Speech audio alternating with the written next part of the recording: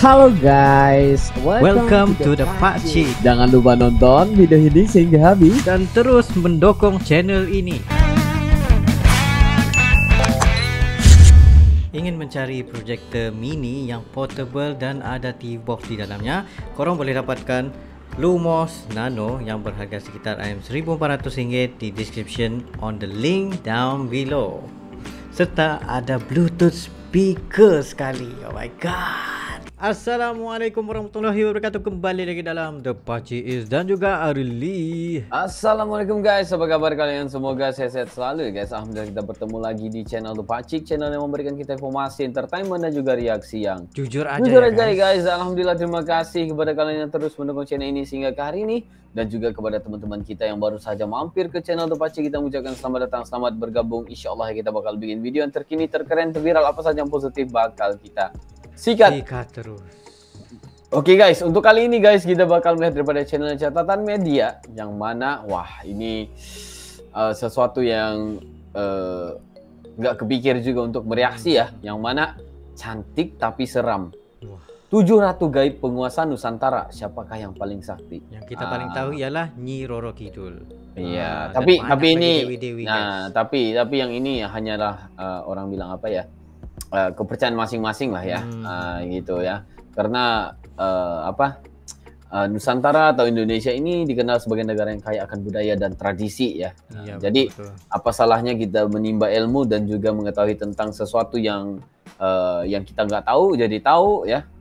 Ini adalah sesuatu yang informasi ataupun sesuatu yang memberikan ilmu pengetahuan juga ya Pakcik ya. Betul. Yes. Jadi nggak perlu basa-basi, lanjut. Mari. 3, 2, 1 go. Nusantara atau Indonesia dikenal sebagai negara yang kaya akan budaya dan tradisi. Salah satu tradisi yang masih bertahan hingga saat ini adalah kepercayaan akan adanya makhluk-makhluk gaib, termasuk ratu-ratu gaib. Ratu-ratu gaib ini telah lama menjadi bagian dari budaya dan kepercayaan masyarakat Indonesia. Mereka diyakini memiliki kekuatan yang luar biasa dan dapat mempengaruhi kehidupan manusia. Siapa saja mereka? Berikut adalah 7 ratu gaib yang menguasai wilayah Nusantara.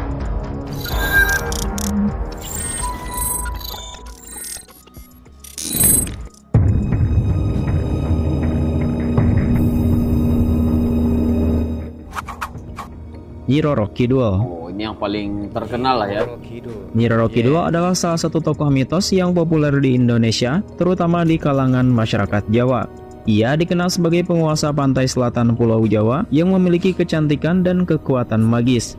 Ada banyak versi cerita yang menceritakan tentang legenda Nyi Roro Kidul, tetapi salah satu yang paling terkenal adalah versi yang menghubungkannya dengan kerajaan Pakuan Pajajaran. Menurut cerita ini, Nyi Roro Kidul adalah putri dari Prabu Siliwangi, Raja Pakuan Pajajaran yang bernama asli Putri Kandita. Ia sangat dicintai oleh ayahnya. Namun, cinta ayahnya tidak cukup untuk melindunginya dari kejahatan para selir dan saudara-saudaranya. Para selir dan saudara-saudara Putri Kandita meminta bantuan seorang penyihir untuk menyingkirkan Putri Kandita. Sang penyihir pun mengutuk Putri Kandita dan ibunya agar menderita penyakit kusta. Putri Kandita melarikan diri dari istana dan tinggal di pesisir pantai selatan. Di sana, ia mendapatkan mimpi untuk menceburkan diri ke air laut agar sembuh dari penyakitnya. Setelah sembuh, Putri Kandita menjadi penguasa Laut Selatan dan dikenal sebagai Nyi Roro Kidul. Oh gitu. Nyi Roro Kidul kemudian dikaitkan dengan berbagai mitos dan kepercayaan yang berkembang di masyarakat. Salah satunya adalah larangan untuk mengenakan pakaian berwarna hijau di pantai selatan. Konon, warna hijau adalah warna kesukaan Nyi Roro Kidul. Dan siapapun yang memakai baju hijau akan ditarik ke dalam istana gaibnya di dasar laut. Orang yang ditarik akan dijadikan pelayan atau pasangan Nyi Roro Kidul. Namun ada juga penjelasan ilmiah untuk mitos ini. Salah satunya adalah bahwa warna hijau akan menyulitkan pencarian jika ada orang yang terseret ombak, karena warna hijau akan menyatu dengan warna air laut yang keruh. Selain itu, pantai selatan juga dikenal berbahaya karena adanya fenomena arus pecah atau rip current, yaitu arus yang bergerak dari pantai menuju laut dengan kecepatan tinggi. Arus ini dapat menyeret orang ke tengah laut dan sulit diselamatkan. Terus masuk itu guys. Nyi Blorong. Oh, Nyi Blorong. Kerajaan laut Nyi Roro Kidul memiliki hubungan erat dengan seorang patih yang berperan sebagai pemimpin pasukan kerajaan, yaitu Nyi Blorong. Pasukan kerajaan pantai selatan didominasi oleh perempuan-perempuan yang memiliki kekuatan fisik dan mistik yang luar biasa. Nyi Blorong dikenal sebagai salah satu pimpinan pasukan yang sangat kuat dan kejam, sehingga kerajaan tersebut mampu bertahan dari berbagai zaman. Nyi Blorong merupakan tokoh mistis yang legendaris dalam cerita rakyat Jawa. Ia bernama asli Nyimas Dewi Anggatri, seorang wanita cantik yang menjabat sebagai panglima tertinggi kerajaan Pantai Selatan. Pantai Selatan. Nyimas Dewi Anggatri awalnya adalah seorang manusia biasa yang tinggal di lingkungan kerajaan di Jawa. Namun ia memiliki sifat yang angkuh dan kejam sehingga ia diusir dari kerajaannya. Ia kemudian ingin bertapa dan mengasingkan diri di hutan, tetapi secara tidak sengaja ia terjatuh ke sebuah lubang yang ternyata merupakan pintu masuk ke kerajaan Nyi Roro Kidul. Nyimas Dewi yang masuk ke kerajaan itu ditangkap dan akan dieksekusi oleh Nyi Roro Kidul. Namun sang ratu merasa iba setelah mendengar ceritanya dan memutuskan untuk merawatnya dan memberinya kekuatan ular. Ia kemudian diberi nama baru, yaitu Nyi Blorong. Nyi Blorong. Ada juga versi lain yang menyatakan bahwa Nyi Blorong tidak ada hubungannya dengan kerajaan Pantai Selatan. Ia diyakini sebagai ratu siluman ular yang suka membuat kerusuhan di Pantai Selatan, sehingga banyak kejadian aneh di sana yang dikaitkan dengan kisahnya. Kisah kekejaman Nyi Blorong sangat bertolak belakang dengan kisah Nyi Roro Kidul yang baik hati dan tidak mengganggu manusia. Namun ada juga yang percaya. Maksudnya Nyi Blorong dan juga Nyi Roro Kidul ini mereka ada penguasa kawasan-kawasan di Pantai Selatan lah ya kan? Iya benar-benar. Maksudnya satu sebagai penjaga, satu sebagai perusak gitu. Enggak juga perusak sebenarnya. Dia cuma dia enggak merusak. Dia cuma marah-marah. Ya. Amarah-amarah. Dendam. Oke, lanjut. Percaya bahwa Nyi Blorong dapat membantu keuangan manusia, sehingga pesugihan Nyi Blorong masih dipercaya hingga saat ini.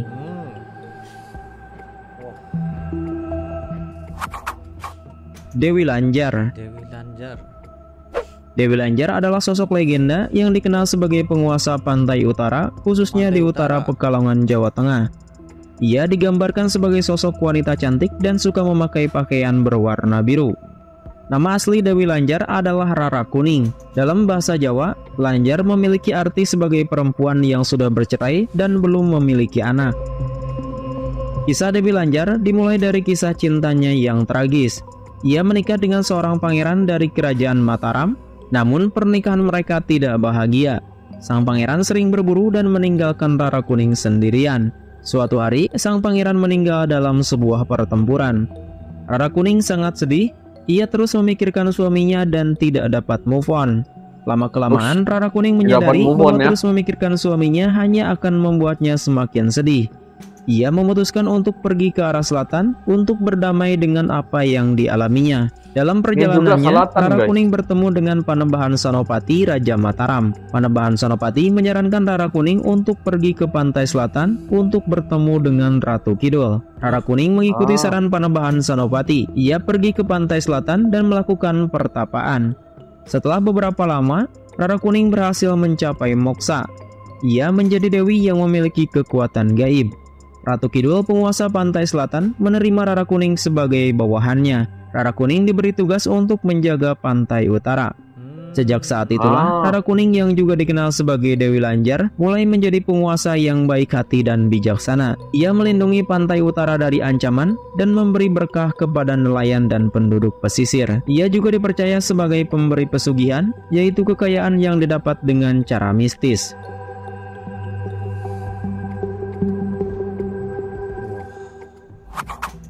Dewi Rinjani.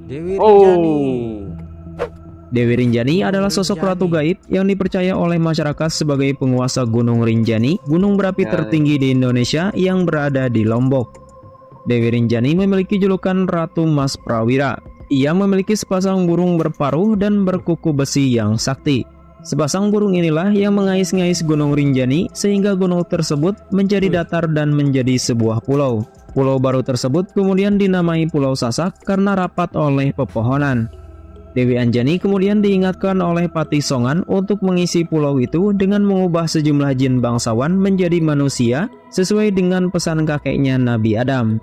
Kisah ini diyakini sebagai asal-usul terjadinya manusia di Pulau Lombok, sehingga masyarakat suku Sasak sangat menghormati Dewi Anjani. Mereka mengadakan ritual sembek untuk memohon izin kepada Dewi Anjani sebelum melakukan pendakian ke Gunung Rinjani. Ada juga kisah yang mengatakan bahwa Dewi Anjani merupakan seorang putri raja yang tidak diperbolehkan oleh orang tuanya menikah dengan kekasih pilihannya. Setelah itu, Dewi Anjani bertapa dan tiba-tiba menghilang pada suatu tempat di dalam mata air bernama Mandala. Sang ratu berpindah tempat dari alam nyata ke alam gaib, yang menjadi titik awal Dewi Anjani menjadi bangsa jin. Karena kepribadiannya yang welas asih, komunitas bangsa jin kemudian mengangkatnya sebagai seorang ratu. Dewi Anjani diyakini bersemayam di puncak Gunung Rinjani, memimpin komunitas bangsa jin yang sebagian besar beragama Islam. Pengikut sang ratu merupakan jin yang baik-baik yang tidak mengganggu manusia. Konon pada saat tertentu, pengunjung dapat melihat istana Ratu Jin di sebuah lautan kaldera bernama Segara Muncar. Nyi Pelet. Nyi Pelet adalah sosok legendaris yang sangat populer di masyarakat Jawa. Ia dikenal sebagai perempuan cantik yang memiliki ilmu pengasihan yang sangat ampuh. Namun di balik kecantikannya, Nyi Pelet menyimpan kisah kelam tentang ambisinya untuk tetap awet muda. Menurut cerita rakyat, Nyi Pelet awalnya adalah seorang perempuan biasa yang menguasai ilmu aliran hitam. Namun ambisinya yang kuat untuk tetap cantik dan awet muda membuatnya nekat mencuri kitab mantra asmara yang diciptakan oleh Ki Buyut Manguntapa. Kitab ini berisi berbagai ajaran tentang asmara dan cara memikat lawan jenis. Salah satu ajian yang paling terkenal dari kitab mantra asmara adalah Jaran Goyang. Ajian ini mengajarkan ilmu menaklukkan hati seseorang yang diincar. Setelah berhasil mendapatkan kitab mantra asmara, Nyi Pelet memanfaatkan ajian ini untuk menggait pria-pria muda. Meskipun Nyi Pelet sudah berusia ratusan tahun, namun berkat ajian Jaran Goyang, ia terlihat masih sangat muda dan menarik. Banyak pria yang terpikat oleh kecantikannya, namun pria-pria ini hanyalah tumbal bagi Nyi Pelet. Setelah puas mempermainkan mereka, Nyi Pelet akan menghabisi mereka. Para pria yang dibunuh oleh Nyi Pelet menjadi sumber energi yang menjaga kecantikannya. Dengan cara ini, Nyi Pelet dapat tetap awet muda dan cantik selamanya.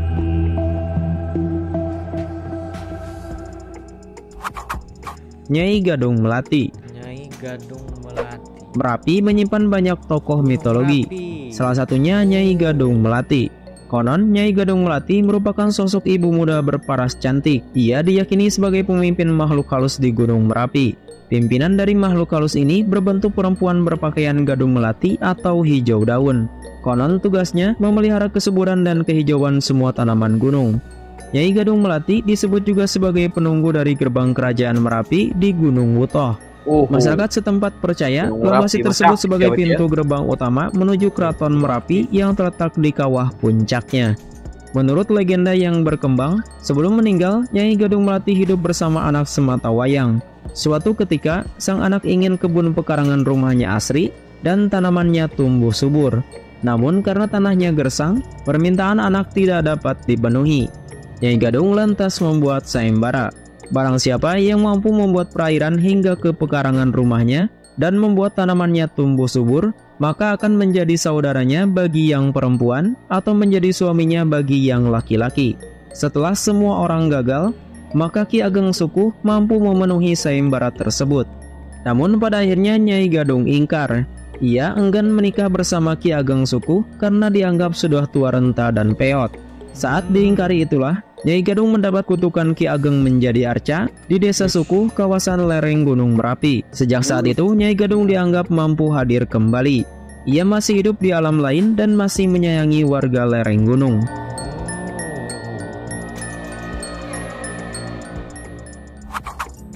Dewi Sri.